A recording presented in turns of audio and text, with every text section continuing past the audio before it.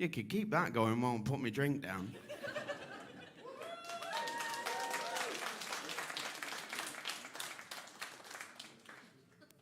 Oh, that's what we call timing. Hello. Are we all right? Yeah, there's a rumour going around backstage that you're a nice audience.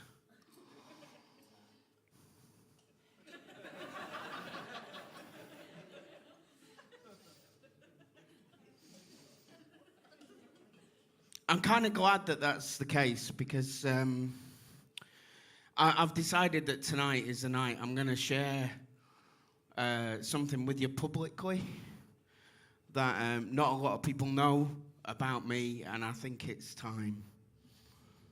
And, you know, it's like, you know, you hear a lot of coming out stories, don't you, where people say, oh, we knew. We could tell by looking at you. So you already know what I'm going to tell you.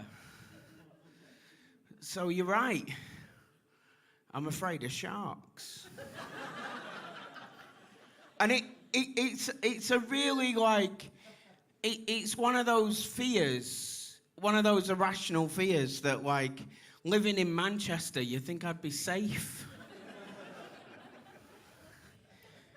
You just don't expect it, really, in England's most landlocked city, for somebody to be afraid of sharks. And it really affects my life. It like, you know, my relationships. I have a wife and 3 kids, and it's debilitating. It really affects them that I'm afraid of sharks. We went on a holiday last year. We worked really hard to get the money together because we're poor. Essentially, we live in Blakely. If you don't know Blakely, it's a Jeremy Kyle catchment area in North Manchester. But yeah, I worked really hard because, you know, those PPI forms, they're really complicated. And we went to Spain, and I've got a 4-year-old daughter, and she's the apple of my eye, you know.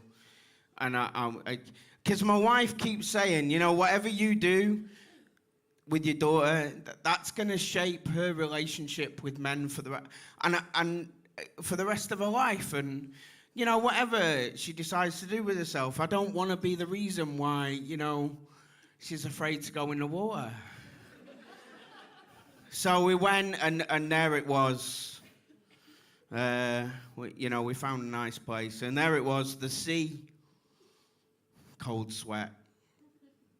Clammy hands, I was shaking. But I thought, I'm going to do it first. I'm going to be brave. I'm going to be a really brave man, right? So we went, and I got the water wings on her, and we went in, and step. Now, a few years ago, you might have seen this film. There was a film that came out. It's a long time ago now. And each step, I could hear this music.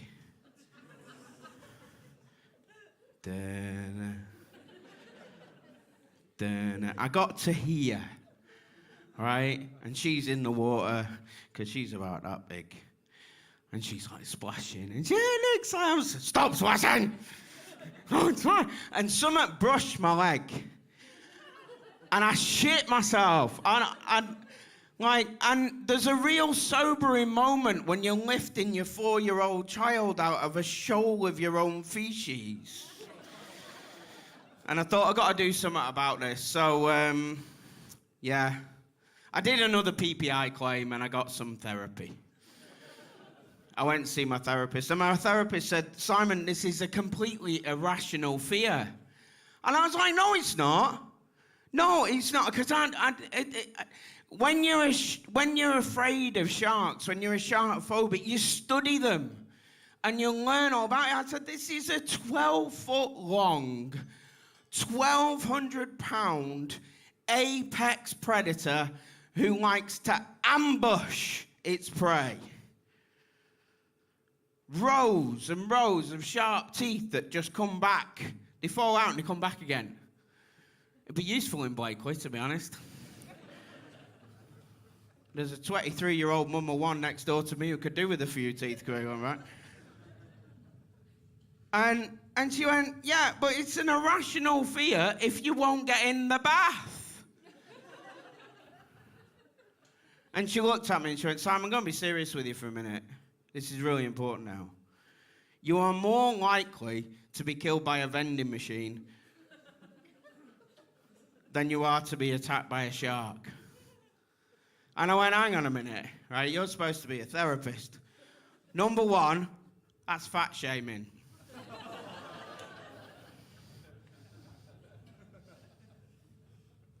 No fucking vending machine's gonna kill me. Maybe through diabetes. And I said, number two, what the fucking hell's the vending machine gonna be doing in my bath? So, anyway, I looked it up, and statistically, you're right. She's right. You are more likely to be killed by a vending machine than a great white shark. Well, that was fucking news to me. And I thought, this is serious. Nobody knew. Ooh. You asked for my phone number, there you go. I'll get it in a minute. That is going to take me a considerable amount of time to bend down. You might have a full act. Picking that up is going to be a challenge, I'll tell you that right now. I got a bad back. So I looked it up, and nowhere on the internet is there a blog or a video or a YouTube channel that warns you about vending machines. There's loads about sharks, but that's fucking pointless. So I've made a list. So I'm going to share it with you, and I do want you to pass this on, particularly for those who are likely to be near vending machines, and I can see a few of them in the audience. So what I've done is I've taken a list of how to avoid a shark attack, and I've amended it for vending machines. Do you want to hear it? Cool. You are a nice audience. Always snack in a group.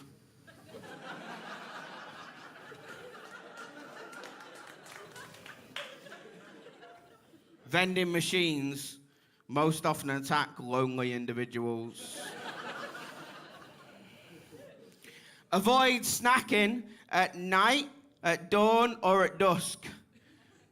Many vending machines are most active at these times and are better able to see you than you are to see them. Here's one for the ladies. Don't enter the cafeteria if you're bleeding.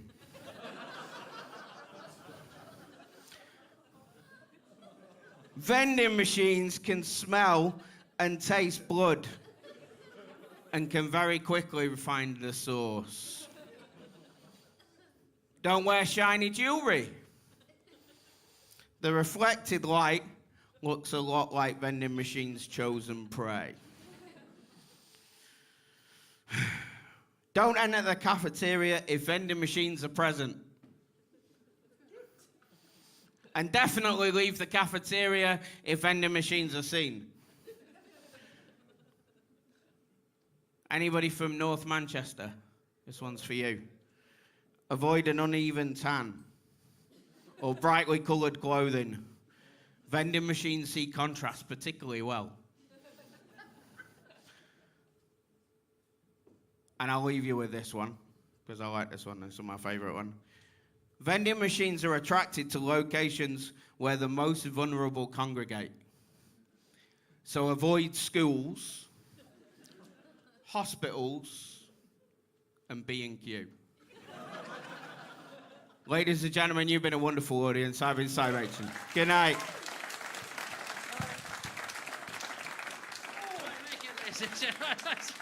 God, are you all right? He made a noise then, didn't he, when he bent down? That's, oh dear. I like the hat, though.